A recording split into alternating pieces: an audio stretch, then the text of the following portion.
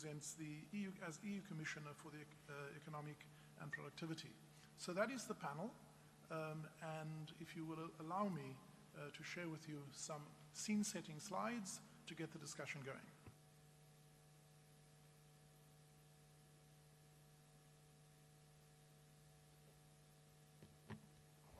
And I will use the podium. Gives me a little more energy. So just to get the session going, and let me maybe just qualify, I speak not only in my capacity as Commissioner for SARS, but also as the chair of the World Customs Organization, the chair of the Africa Tax Administration Forum, and the vice chair of the FTA Forum for Tax Administration. So I have a ringside seat with my colleagues around the globe engaging in these important issues. And when we ask each other what keeps us awake at night, these are the issues. Firstly, the fact that the landscape is changing at an unprecedented, disruptive and exponential rate means that we are playing catch-up.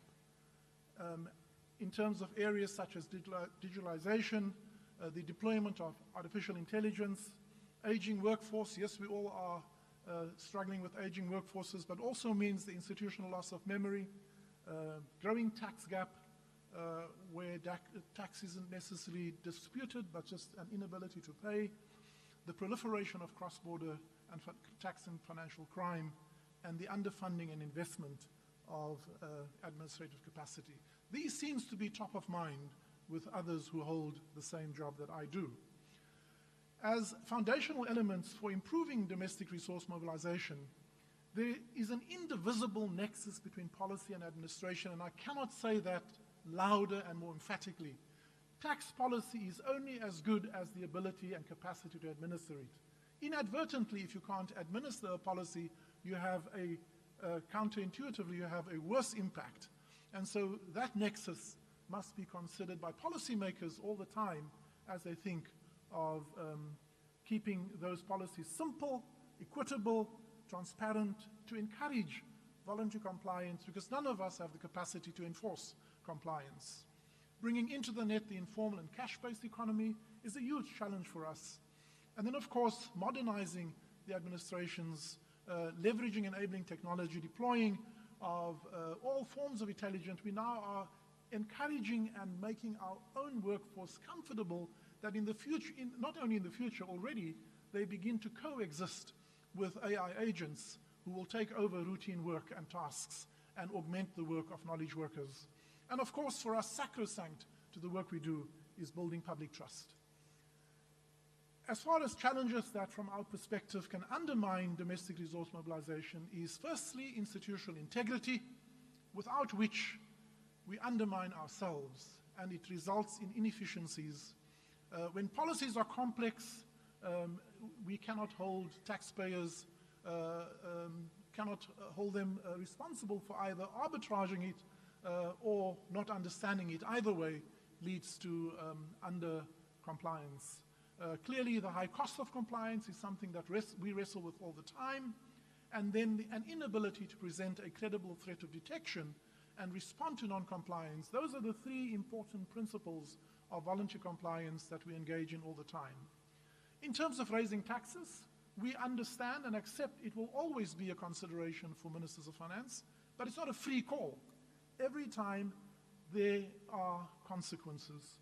So removing money from the economy means that you may stifle growth in economic development, but also growth in the tax base, which ultimately is the goose that provides the eggs.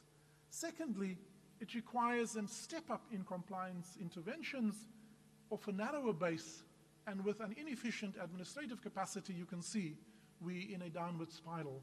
And then lastly, unless taxes are seen to be equitable, it undermines trust and inadvertently erodes compliance and revenue.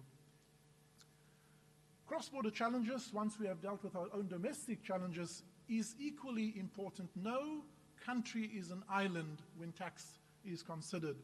So multinationals will exploit inadequate legislation, loopholes, and weak tax administration. The digitalization of economies at an unprecedented rate means we have to evolve our operating models for those of us who manage tax administrations. Otherwise, again, it leads to harmful practices such as tax-based erosion, transfer pricing, and profit shifting measures. Cross-border tax and financial crime has proliferated. We deal more and more with syndicates, not just individual taxpayer non-compliance, but with syndicated crime in tax, illicit financial flows and other crimes. And then, of course, as some of the speakers had spoken, information symmetry is ultimately the gold standard for compliance. If we do not have information symmetry, then we cannot trace the stocks and flows of money, and therefore we cannot exact the appropriate taxes. So those are some of the thoughts I thought I would share with you just to get the conversation going. And I will now return to my seat so that we can get the panel going.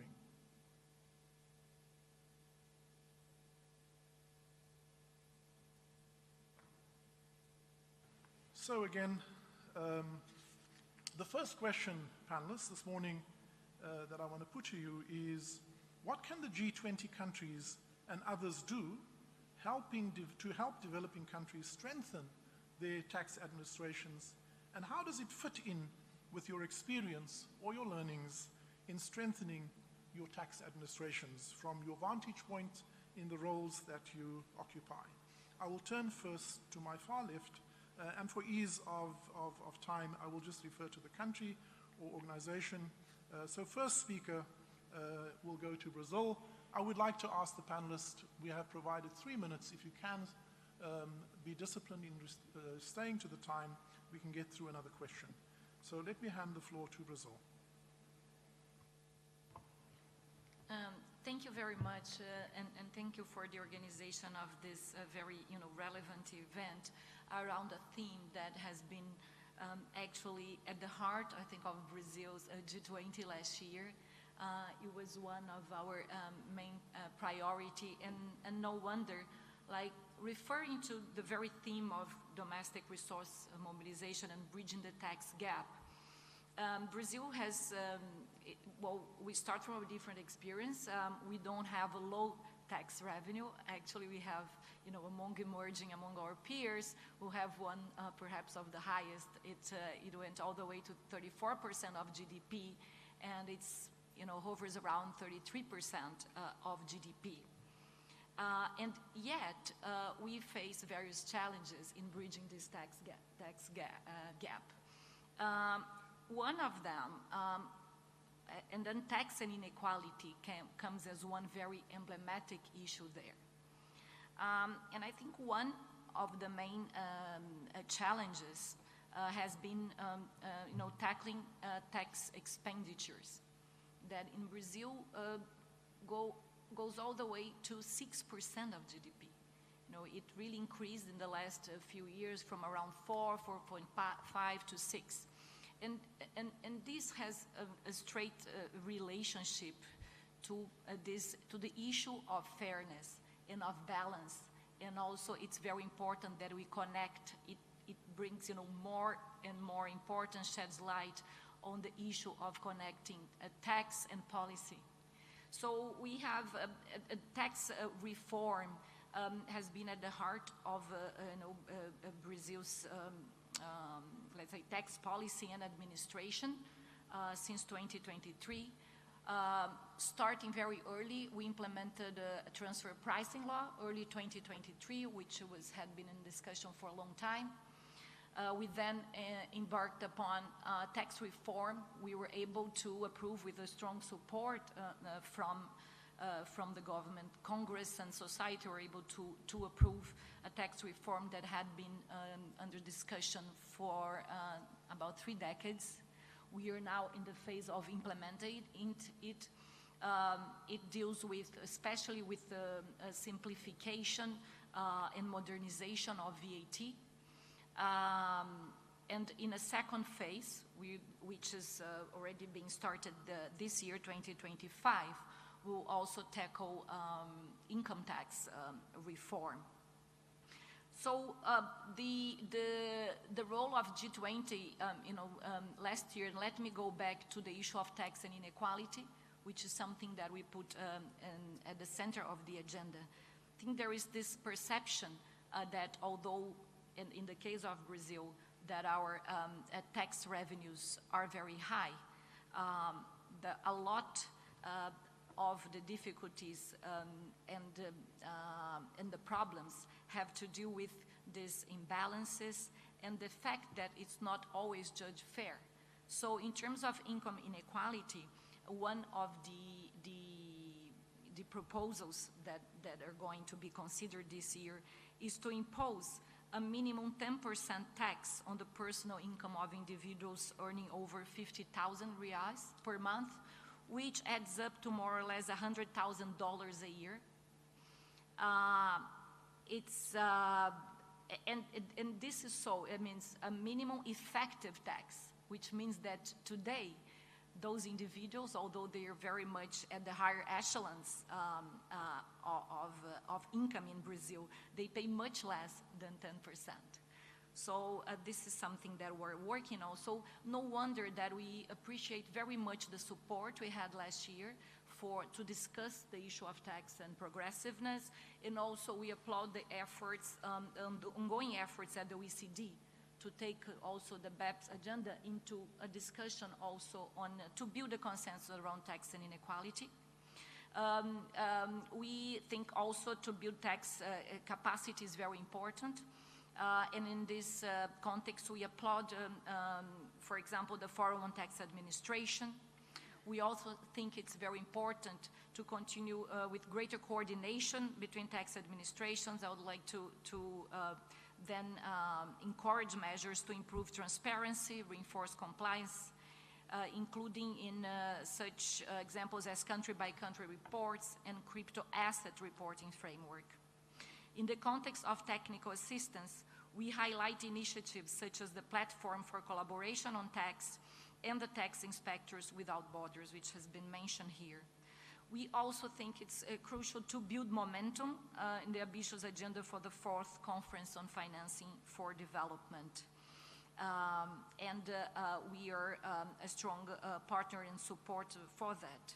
So to keep with my time, I will conclude by saying that by advancing national reforms, expanding cooperation among tax authorities, and leveraging international frameworks, including G20, governments can create more effective and fair tax systems for the 21st century. And we hope G20 can continue to increase its work on that. Thank you. Thank you, Tatiana. I would now like to invite Honorable Eric Lombard, Finance Minister from France.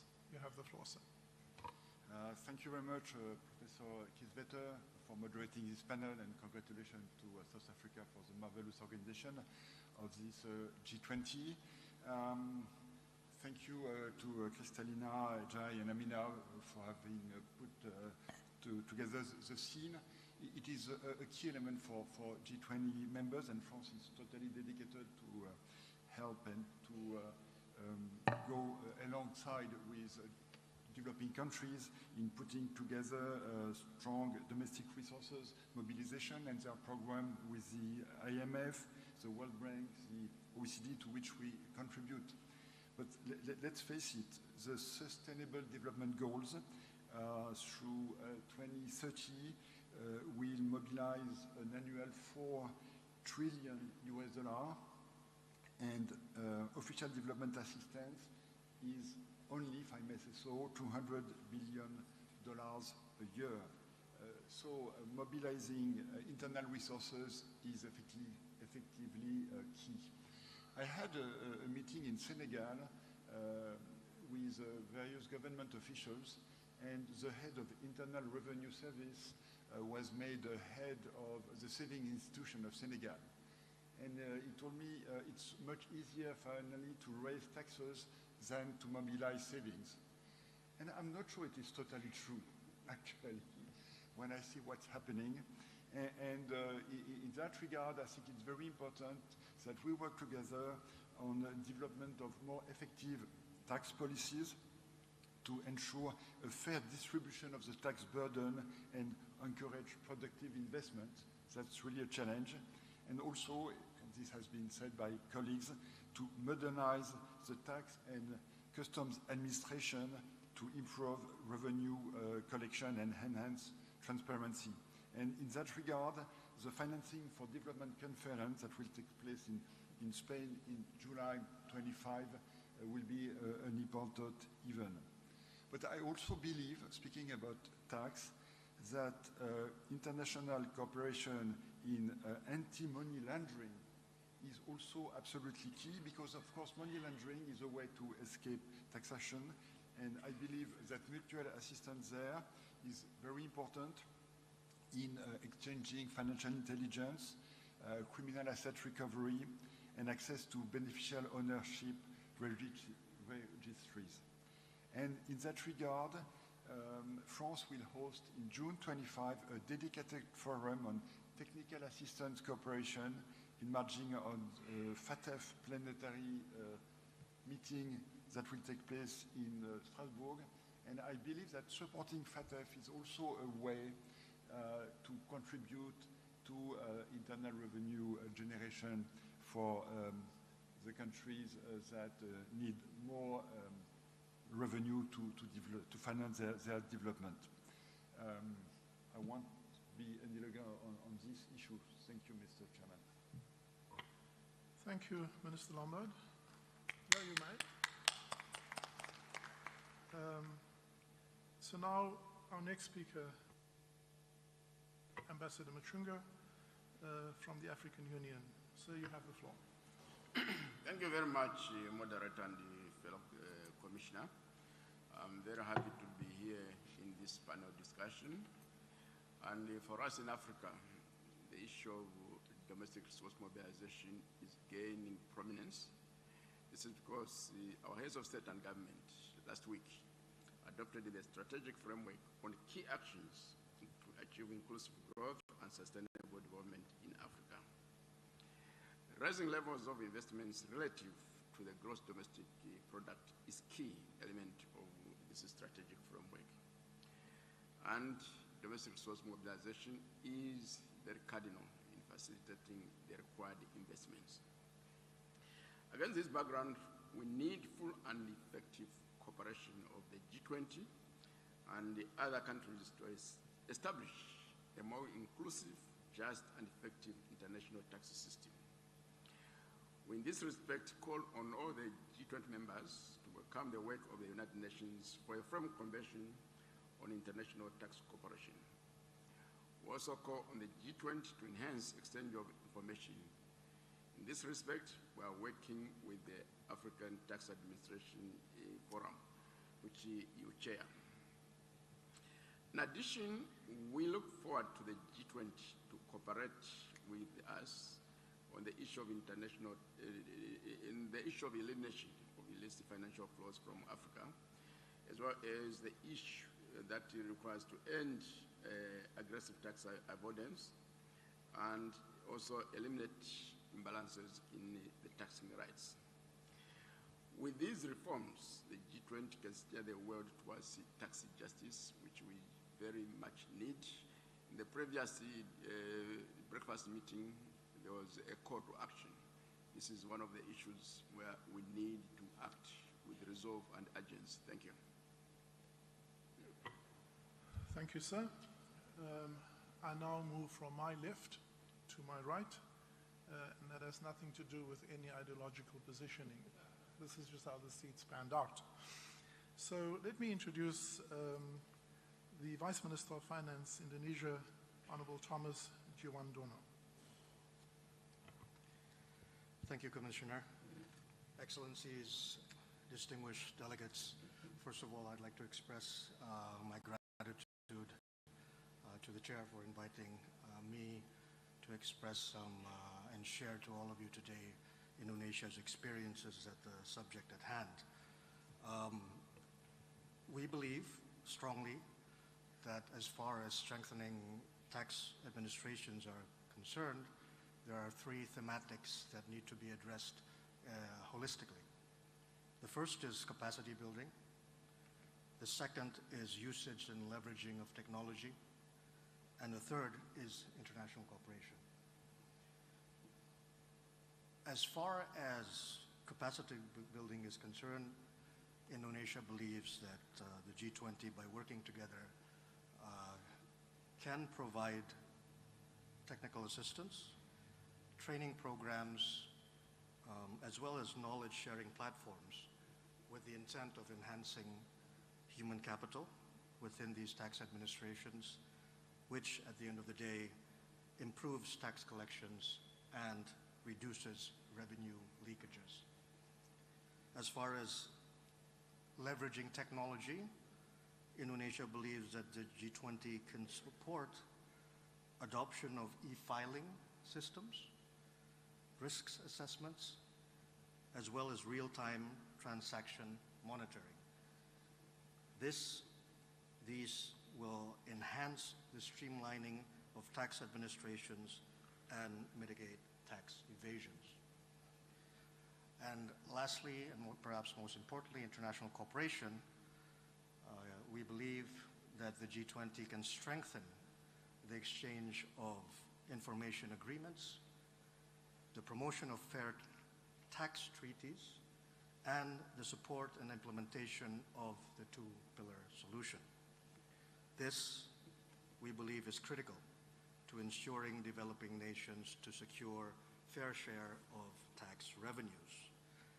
So, to summarize, in our efforts to strengthen tax administration, we take into account these three crucial themes that we believe is paramount to addressing those issues. Now, by investing in training and skill development, Indonesia has enhanced enforcement capabilities and improved taxpayer services. The adoption of digital platforms and data-driven systems has allowed us to optimize processes and minimize administrative burdens.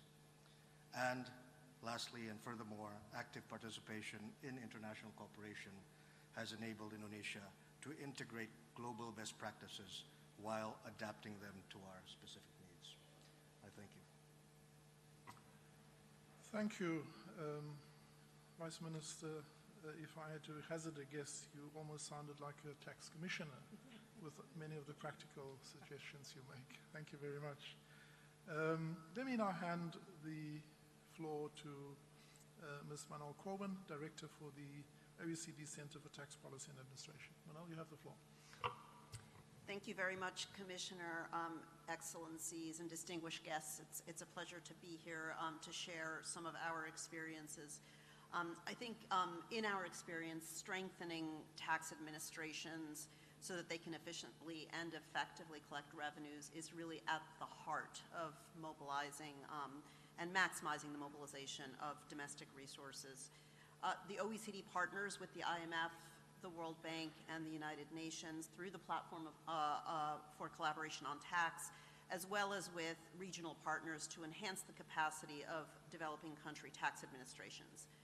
The demand for OECD capacity building initiatives on tax is incredibly high. We reach tens of thousands of officials annually through our range of e-learning, multilateral workshops, and bilateral programs, including joint sessions with the UN on tax treaties. Our Academy for Tax and Financial Crime Investigation with centers in Italy, Kenya, Argentina, and Japan, as well as pilots in India and Togo, has trained over 3,300 financial crime investigators from close to 170 countries. The Global Forum on Tax Transparency, with over 170 members, has an extensive capacity building and outreach program, including tailored regional initiatives. In 2024, for example, 79 developing countries received bilateral technical assistance. This program also supports efforts to combat tax evasion and illicit financial flows. Between 2009 and 2023, developing countries identified 45 billion euro in additional revenue due to exchange of information. Some of the most valued support is peer-to-peer learning conducted through our joint OECD-UNDP Tax Inspectors Without Borders initiative, together with regional partners. Notably the African Tax Administration here in Africa, who provide critical leadership and expertise.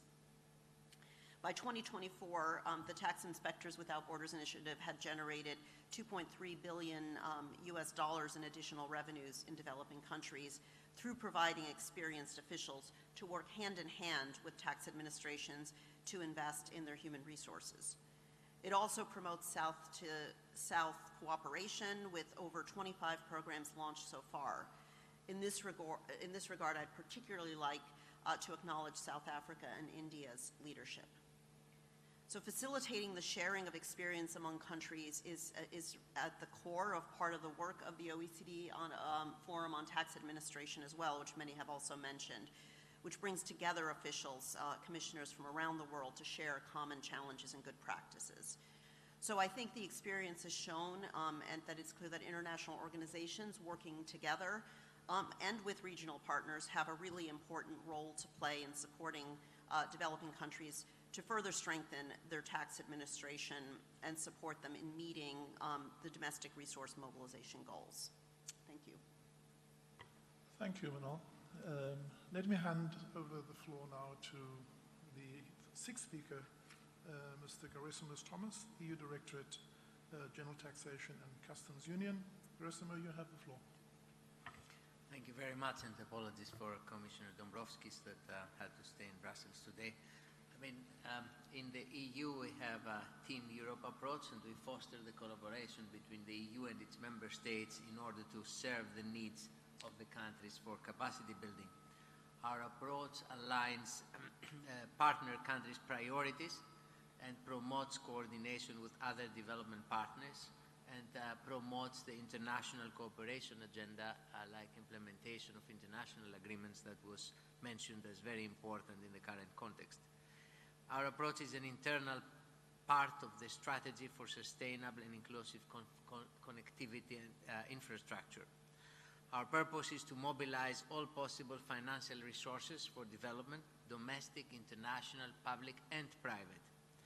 Within this, domestic revenue mobilization is crucial for achieving the Sustainable Development Goals and reducing aid dependency.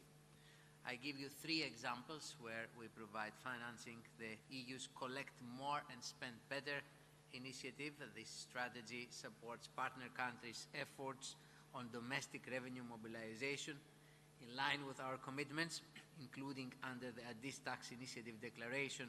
The EU has deployed 219 million in EU support for domestic revenue mobilization in partner countries between 2021 and 2023. This support prioritizes reforms of tax administrations and digitalization of tax administrations. Second, the EU, together with Finland, France, Germany, and Sweden, we are leading a Team Europe initiative to combat illicit financial flows, including tax-related money laundering and counter-terrorism financing in Africa. This initiative promotes coordination between us and African partners across over 70 bilateral, regional, and continental programs worth more than 450 million euros. Third, we contribute 15 million to the IMF's Global Public Finance Partnership, supporting the work in IMF that was elaborated earlier on in capacity development. 14 million goes to domestic resource mobilization activity. We particularly welcome the Presidency's focus on addressing tax gaps as a way to ensure more effective and efficient tax systems. This is a priority, including in our own region, to fight tax gaps, and our experience with increased digitalization and data availability, coupled with artificial intelligence tools, tells us that much more can be done in this area and much more quickly. Finally, strengthening the link between the G20 domestic resource mobilization agenda and other processes like the Financing for Development Conference taking place in June is essential, and therefore we have to work together to work for improving the design of domestic tax systems. Thank you. Thank you, Gerasimus. So it is now 11:36. I would like to invite the broader participation first, and then we'll see how we do time. I'd like to signpost that we may have time to come back to the panel for a closing remark after the open session. But what I would like to say is, certainly from the South African experience, we have found that digitalization and specifically the introduction of artificial general intelligence and the agentification technologies that are available gives developing countries the opportunity to leapfrog. And in fact, because they don't have the legacy to do even better than developed countries. And I think that's a wonderful time and opportunity for us. I would like now to open the floor and first invite a few speakers who have indicated their willingness to make a contribution. I would ask for a minute each, and then I will, after that, request that you raise your hand, and I will invite you to speak. So first up, the Minister of Finance from Russia, Anton Silunov. You have the floor. Thank you very much. I will speak Russian. Донастройка налоговой системы, естественно, должна заключаться не в повышении налогового бремени. Для этого мы видим необходимо делать упрощенными и легкими правила администрирования для налогоплательщиков. Для тех экономик развивающихся стран, которые базируются на ресурсной экономике, необходимо уделять внимание рентным платежам при добыче полезных ископаемых с привязкой к мировым ценам, что важно. Для аграрных экономик это могут быть также экспортные пошлины на сельскохозяйственную продукцию, также с привязкой к мировым ценам. В части корпоративного налогообложения, повышения собираемости, согласен с коллегами, которые говорят о необходимости минимизации налоговых льгот, но если они есть, необходимо оценивать их эффективность ежегодно, а если мы говорим об отмене льгот, то можно их заменить адресными субсидиями. В части налогообложения физлиц необходимо, на наш взгляд, использование агентской модели уплаты этого налога, то есть уплаты через налогоплательщиков, через работодателей. И для тех, кто зарабатывает своим собственным трудом, это малый бизнес, возможно создание специальных налоговых режимов с небольшими ставками налога, с легким администрированием, в том числе через мобильные приложения, которые сегодня доступны, или с определением налоговых обязательств в автоматическом режиме на стороне налоговых органов. Такие режимы в России работают и показали свою эффективность. Ну, конечно, цифровизация по косвенным налогам, согласен с коллегами, что за счет внедрения электронных счетов и электронных касс можно получить более 1% ВВП дополнительных доходов от администрирования. Поэтому, уважаемые друзья, коллеги, предложение. Давайте выработаем для тех стран, которые находятся сегодня в сложной ситуации, с долговыми проблемами, страны, в том числе развивающиеся, для таких ряда стран выработаем конкретные решения по совершенству налогового администрирования с учетом нашего опыта. Я думаю, что это будет хороший вклад в поддержку задачи снижения долга. Спасибо. Thank you, Russia. I now would like to recognize the State Minister of Finance, Japan, Mr. Hiroki Saito. Thank you. Please use your headset. 財政の安定と経済成長を実現しながら、貧困や援助への依存を減らすことは、すべての国にとって重要な政策課題です。その観点から、国内の歳入基盤の拡充と、税の執行能力の強化による国内資金動員の向上が重要です。こうした観点から日本はこれまで二国間や国際機関を通じた税務行政の改善等を目的とする技術協力を人材や資金面から支援してきました。実効的効率的な支援のため、日本として重要と考える点を3つ述べます。まず、税制や税務当局の状況は各国で異なるため、支援対象国のニーズの正確な把握が重要です。これにより、ドナー側は効率的な支援を提供でき、途上国はより効果的な支援を期待できます。IMF、世界銀行、OECD、国連による税に関する共同のためのプラットフォームは、この分野での国際機関間の連携強化に取り組んできましたが、そのさらなる機能強化は有用であり、G20 としてもサポートしていくべきです。PCT の機能強化においては、途上国、先進国の税の専門家が集まり、国際機関とともに継続的な対話を行い、税分野の能力開発にかかる課題と解決の方向性を共有することが重要です。日本はこうした対話の場の構築に貢献していきます。南アフリカ議長会における今回のイベントをきっかけに、税による DRM 強化のための議論が深まることを大いに期待しております。ありがとうございました。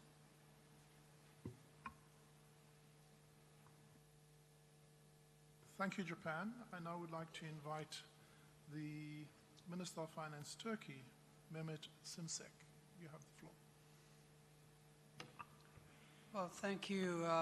Much of the ground has been covered. I think the key one question that I'd like to raise is that with all this hype around generative AI, is someone familiar with someone developing a model in which we could deploy generative AI to actually, go through data and write the first draft of tax audit report, send questions to clients, and maybe get the feedback and accordingly, help us. I mean, right now, most of the time, tax audits cover 1% of, taxpayers.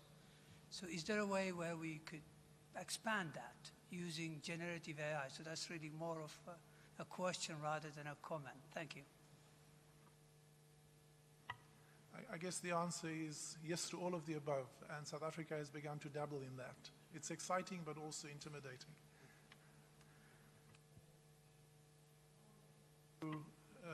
Recognize by show of hands, if I can ask if you could introduce yourself, and sir, you have the floor. If you could just introduce yourself, and if you could, 1 minute to give others time as well. Thank you. Yeah, thank you very much. My name is Clever Gatete. I'm the Executive Secretary of the Economic Commission for Africa.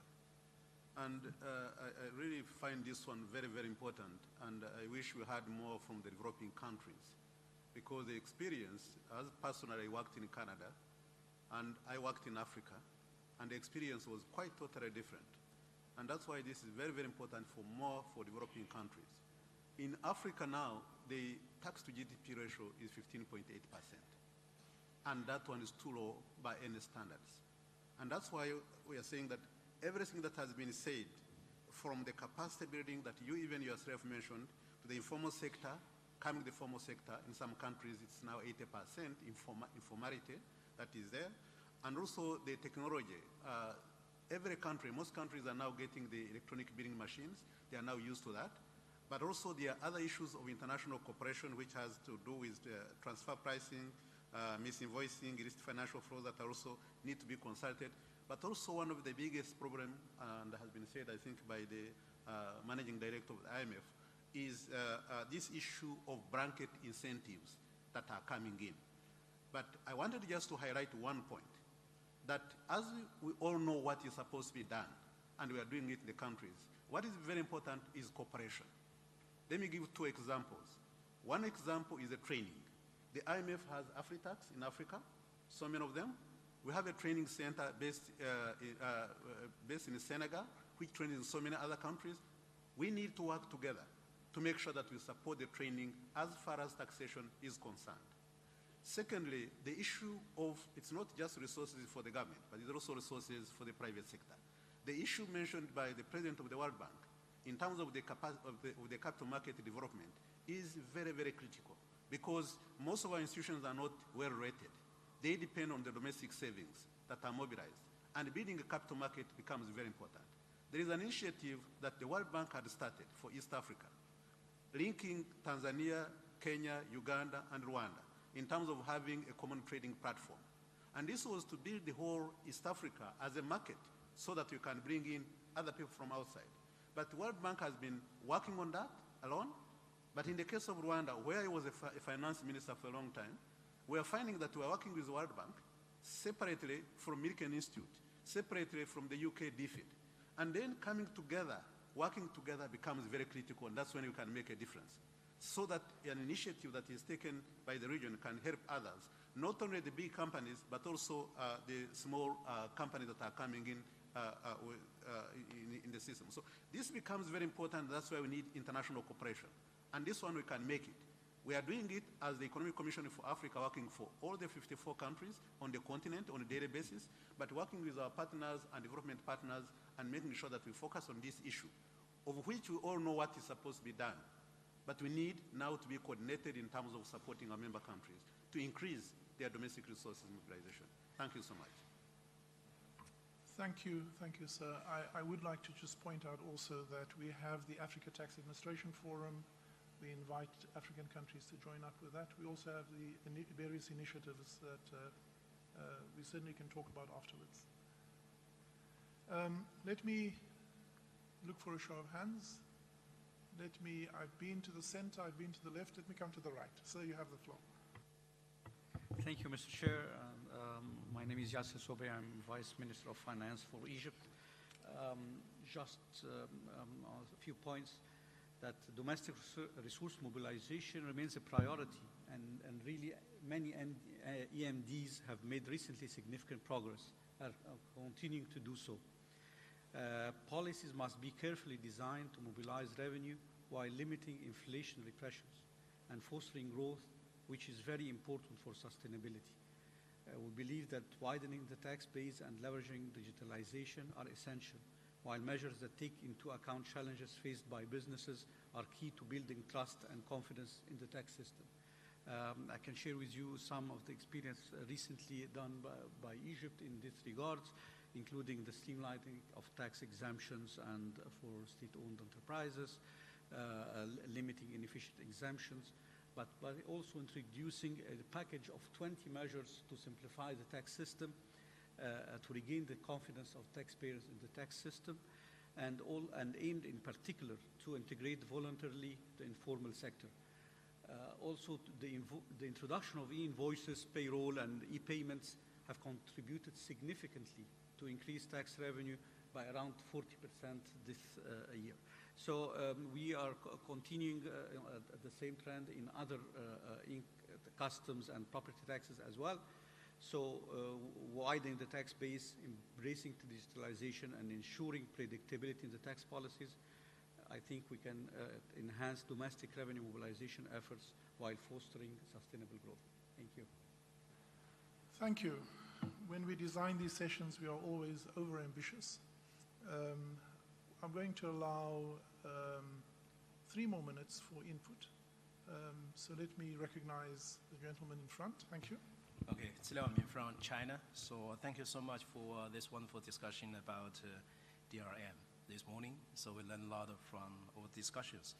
I have one comment and one question. One comment, I think the green development also brings a lot of challenges and opportunities for the revenue and expenditures. So I'm not sure any panelists can share your thoughts and experiences in this regard. I mean, the green development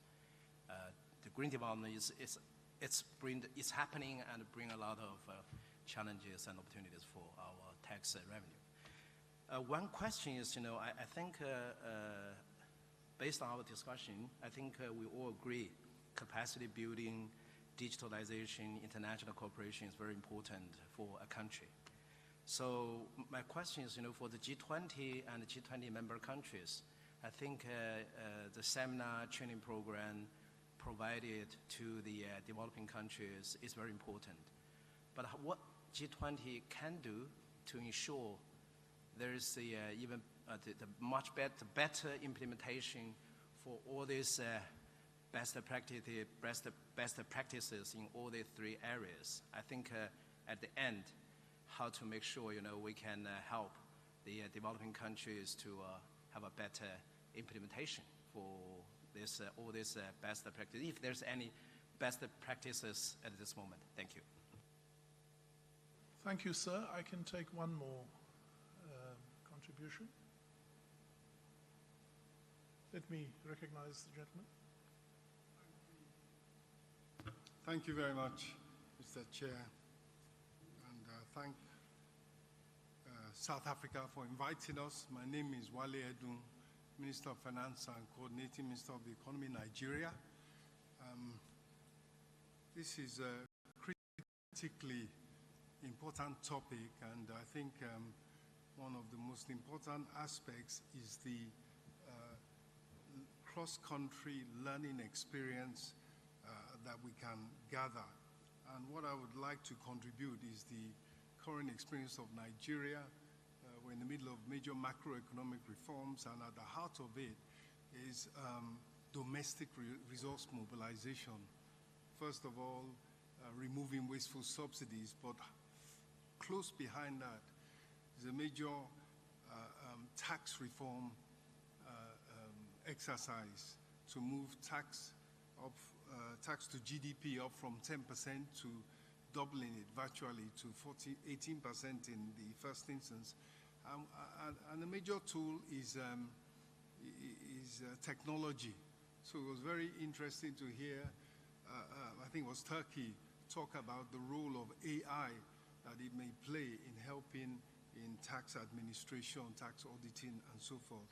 So we actually have a reform, a set of bills to reform the policy and strategy and administration of tax. And I think it may be a learning experience as it goes through our parliament. We may have lessons and things that others can learn from. And of course, we continue to look to our development partners for help and guidance, particularly as we try and communicate some of these changes. Thank you. Thank you, sir. It's now resource allocation. So let me invite my panelists to make their final remarks. And if I can ask you to restrict it to 90 seconds. Else, this time I'll start on my far right. Yeah, thank you. I think important points have been made regarding the technology, the use of technology, and I think it is important and difficult for tax administrations to manage the new technologies and not have digital devices. Within the EU, for example, within the EU 27 member states, we started developing e-invoicing, and in the beginning, different systems developed, and then there is a reluctancy of the different member states to harmonize the systems after their initial development. So the adoption of new technologies has also challenges as we are moving to more common and coordinated approaches, and people in tax administrations are not used to manage technology that is evolving in such a fast pace. Therefore, the use of G20 guidelines and framework is extremely important early on. I think on broadening the tax base, it's a very important aspect that we have to look beyond, let's say, the areas of personal income taxation. We have areas of excise duties, we have VAT, we have different taxes that obviously serve different local situations, but I think the range of experiences with broadening the tax base is extremely important to be discussed and shared among the members. Thank you. Thank you, sir. We are agile. The Minister of Finance of France, Mr. Lombard, have asked to be excused at 12, so I will invite him to make his closing remarks. Thanks very much. I appreciate. I believe it's a very important issue, and we have first to address the question of base erosion and profit shifting, because that's really a challenge, and that has been addressed by Madame Corwin as well. And we totally support the initiative led by OECD. We believe that the cost to countries of base erosion is in the range of 100 to 240 billion euro annually, which is the equivalent of 4 to 10% of the global income tax revenue. So that is absolutely huge. In that regard, the two-pillar solution that is negotiated at the OECD is something that we strongly support, and the whole European Union is supporting that initiative. With Pillar 2, giving a new tool to all jurisdictions to collect more revenue from large multinational corporations, where we believe that 28% of profits are estimated to be under-taxed in the world, which is huge. And also, of course, Pillar 1, which also have a wide-ranging impact by reallocating substantial tax rights to market jurisdiction. I want also to stress that the initiative on wealthy individuals, which is a very important point, and equality is one of the targets of this G20 summit, and equality, of course, means we need a fair taxation of wealthy individuals following the Brazilian presidency and the declaration of Rio de Janeiro a few years ago. And on the top of that, global solidarity levies also should be part of the agenda, and I invite G20 countries to join the conversation. That can be only efficient if it is levied on a broad-based that is, of course, beyond our 20 member states. Thank you very much for your attention. Thank you, sir. Let me revert to the OECD. Thank you very much. I think a common theme in all of the comments is what is clear is that maximizing domestic resource mobilization will require a multi-pronged approach that considers, among other factors, all potential revenue sources, enhancing the effectiveness and efficiency of tax administration to close tax gaps, as we've discussed, as well as addressing informality and understanding the interactions with sustainable growth are also going to be critical considerations. With respect to revenue sources, focusing on a single source of tax revenue will not generate the magnitude of financing necessary to deliver on the Sustainable Development Goals, and Erasmus, you identified that as well. Recent international collaboration has already generated results with respect to the corporate income tax. As referenced, the BEPS initiative, in particular the early BEPS minimum standards, have strengthened international standards to reduce tax avoidance and prevent base erosion, allowing countries to protect their corporate tax bases. The global minimum tax has raised the floor for minimum taxation of cross-border profits to help level the playing field, but importantly reduce the pressure on giving away wasteful incentives. However, maximizing the mobilization of domestic resources will require looking beyond the corporate income tax. While personal income taxes and Social Security contributions currently generate lower revenues in developing countries than in developed countries, these taxes do have powerful revenue-raising capacities and require greater attention. In doing so, it will be important to take into account their equity, informality, and labor force impacts. So ongoing efforts are important there. Also, VAT and consumption taxes form a significant share of revenues in most countries, and they are a main source of revenues for many developing countries and need attention as well. Finally, reducing informality and improving the effectiveness and efficiency of tax administration, as we've already referenced, are really at the core of mobilizing domestic resources and work hand in hand with policy changes relating to widening the tax base. Reducing tax-induced hurdles to formalization, implementing well-designed presumptive tax regimes, and supporting digital transformation of tax administrations, I think, present critical opportunities for us to work together. Thank you, Manal. Let me hand the floor now to Vice Minister Indonesia. Thank you, Chair. Distinguished guests, Indonesia's tax reform has been based on 5 guiding principles. The first, human resource development, has been intended to ensure competency and a credible workforce. Organizational restructuring that is meant to be adaptive and efficient. The third is business process transformations that focuses on simplification and digital integration, followed by investing in technology that improves overall compliance.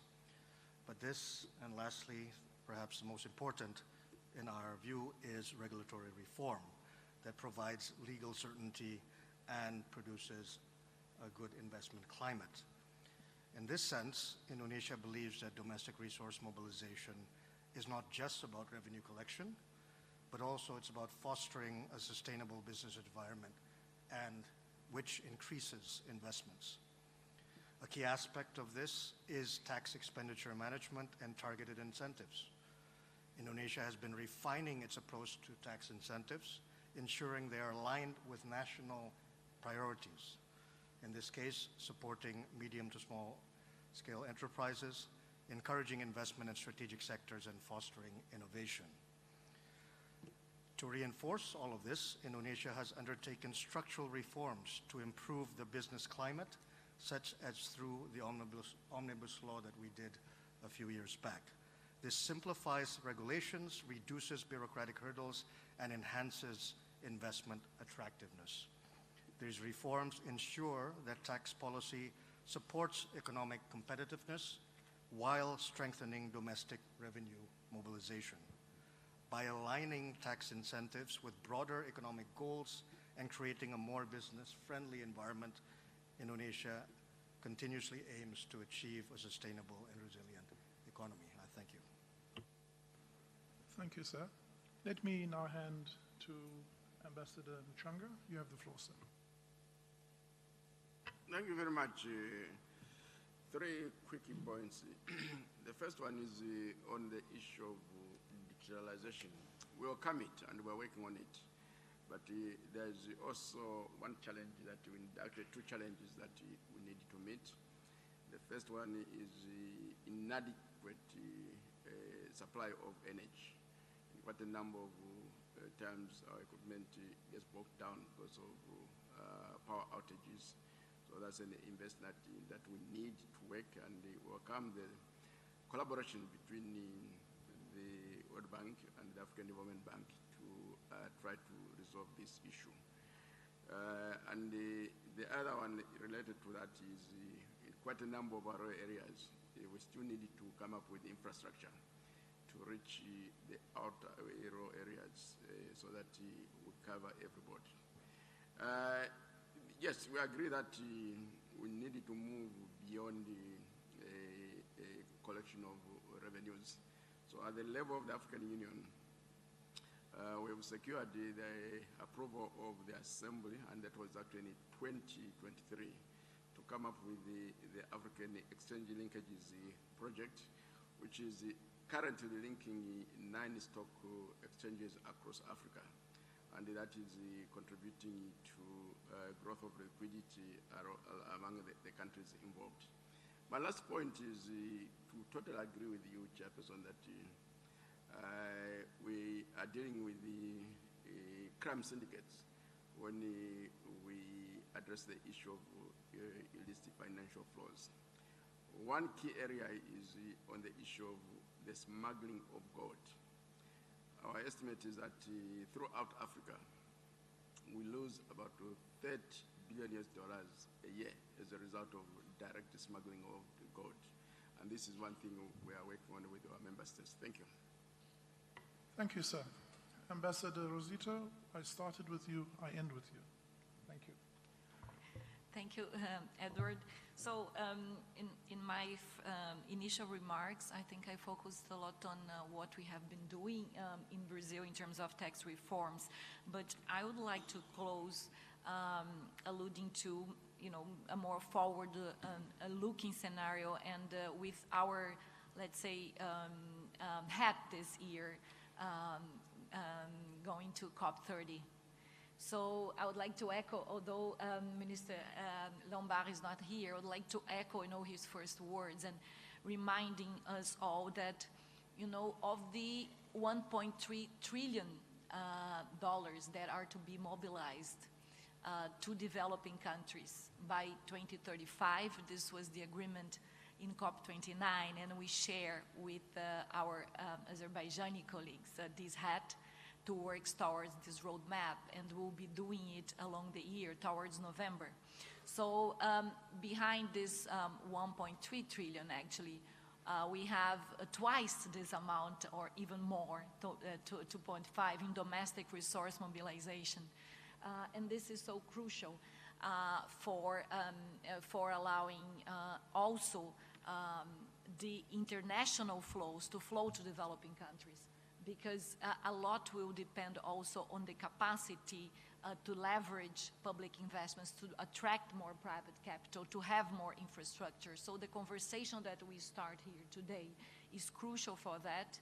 And I also want to allude to the Global Solidarity Revised Task Force, where other taxes, global taxes, have been under discussion, now including on ultra-high net worth individuals. But I think those things also go hand in hand. Our capacity to mobilize more domestically can change the picture for those taxes that have been also discussed and explored. So I just want to conclude by joining the voice of Brazil to those that have emphasized capacity building, and also commend you to start this dialogue very early today in South Africa's first ministers meeting, and shall we try to focus that, along the year, so that we have another agenda, very clear agenda emerging from here. Thank you. Thank you, Tatiana. So we've been listening carefully, and we've tried to do some real-time capturing. I'd like to ask the panel, what did we hear from the various presenters? I think just 10 common themes appear to emerge: that high levels of tax debt places greater reliance on tax revenues. We are all debted out. Low tax to GDP levels means that there's more revenue to collect. Tax policies must distribute tax burden equitably. Quality of spending matters. Reminding ourselves that tax is a blunt instrument and that we must limit incentives and credits. That modernization is key. There's some practical proposals that we need to be aware of the arbitrage between statutory and effective tax rates, which clearly gives rise to the whole notion of minimum tax. International cooperation, I don't think we can argue. Inclusiveness and representativity matters. Green taxation and sustainability is important for us. And then we have been alerted to the upcoming conference. What we did just in preparing also, as moderator, put together some thoughts that I think are good to converge. The first is, I think, the recognition that the most effective way to fund government programs remain domestic resource mobilization. It's the lowest cost of funding, whether it's from taxes, SOE dividends, or other forms, and that must be our first prize. From a policy perspective, simplicity, equity, fairness, and inclusivity. If you cannot administer it, it's not a good policy. And then from an administrative perspective, if you cannot administer it, then policies will be arbitraged. And then the healthy balance between 2 and 3, within an impeccable, unquestionable system of governance, builds public trust and promotes the ultimate goal of voluntary compliance. Funding administrations is key. I think that came through, and that ministries of finance must see it as a long-term investment towards sustainable fiscal integrity. Modernization is inescapable. We have seen that for those of us who work in this field every day, and preparing ourselves, our people, embracing technology and AI is key. And then collaborating with each other, as we do very well within the OECD, within the FTA, within the various network organizations, has helped us to accelerate our own learning, share best practices, but also collaborate in terms of enforcement. And then I normally say a tax risk anywhere is a tax risk everywhere. Don't think you are isolated, and therefore international cooperation is an essential pillar of DRM, particularly now to address issues of redefining taxing rights, as we've seen the inclusive framework tries to achieve as the digitalization of economies have progressed. The exchange of information is absolutely necessary, otherwise we cannot enforce. Mutual assistance in administration and prosecution and dealing with issues such as BEPS and IFF and other harmful practices is absolutely key. And so none of us are isolated or vaccinated against a tax risk. If it's somewhere, it's everywhere. And then lastly, we remind ourselves every day that we serve a higher purpose. It's not about money. It is about what money means. And therefore, tax policy and administration is privileged work, we remind our employees every day. Ultimately, it is that which enables sustainable economic development and prosperity.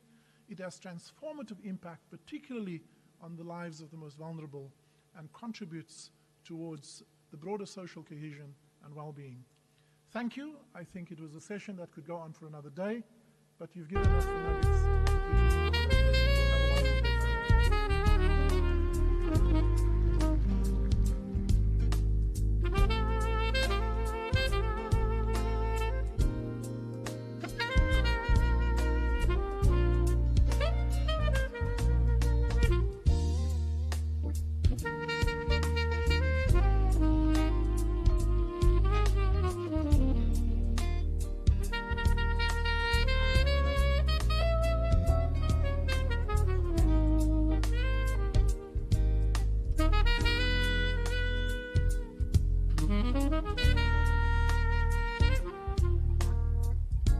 you.